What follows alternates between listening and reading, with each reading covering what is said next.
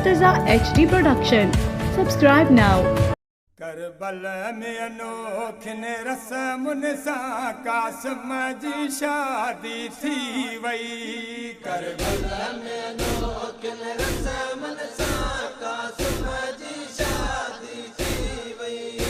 करबल में अनोखिन रस्मुन सां कासिम जी शादी थी वई।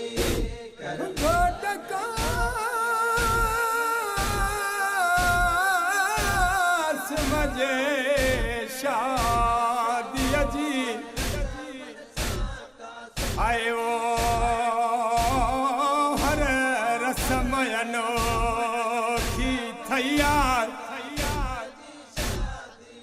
ओ जेकी मामली हुई हथरनि ते लई खून समें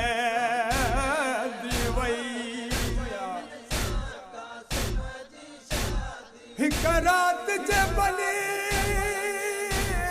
जी मौलावा कड़ी तकदीर लिखिया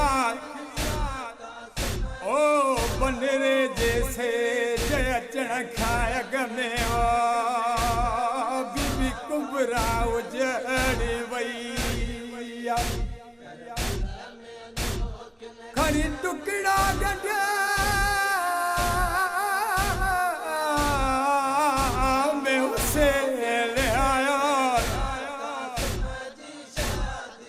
आयो ही कासिम कई शादिया लगी हथन ते खून जी मेहंदिया हथन ते खून जी मेहंदिया भी खाक जिसे जब छी वई। करबल में अनोखिन रस्मुन सां कासिम जी शादी थी वई। करबल में अनोखिन रस्मुन सां कासिम जी शादी थी वई।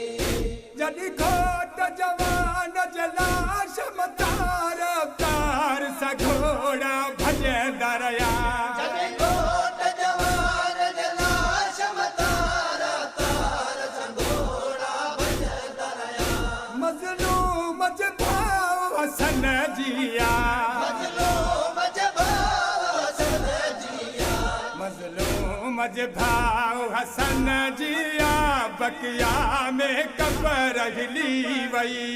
करबल में अनोखिन रस्मुन सां कासिम जी शादी थी वई। करबल में अनोखिन रस्मुन सां कासिम जी शादी थी वई। जिजो यतीम पुट पैमाल थियो फरवा खाक ते वेठिया यतीम पुट पैमाल थियो फरवा खाक ते वेठिया लाउन कायग में कासिम जी लाउन कायग में कासिम जी लाउन खायग में कासिम जी कुबरा बेवा बणजी वई। करबल में अनोखिन रस्मुन सां कासिम जी शादी थी वई। करबल में अनोखिन रस्मुन सां कासिम जी शादी थी वई।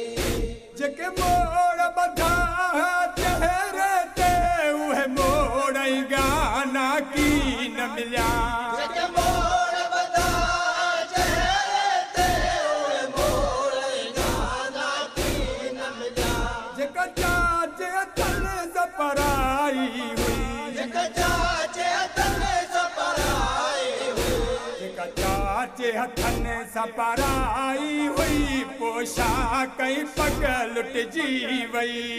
करबल में अनोखिन रस्मुन सां कासिम जी शादी थी वई।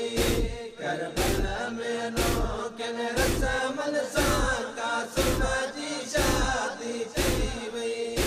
दरखान खणी मज़लूम आयो हुयो लाश लाश न साबित कासिम जो दरखान खणी मज़लूम आयो लाश न साबित कासिम जो 13 सालनि जे बनेरे जी 13 सालनि जे बनेरे जी 13 सालनि जे बनेरे जी जवानी गंढ में बधिजी वई करबल में अनोखिन रस्मन सां कासिम जी शादी थी वई करबल में अनोखिन रस्मन सां कासिम जी शादी थी वई लगी हथन ते खून जी मेहंदिया लगी हथन ते खून जी मेहंदिया लगी हथन ते खून जी मेहंदिया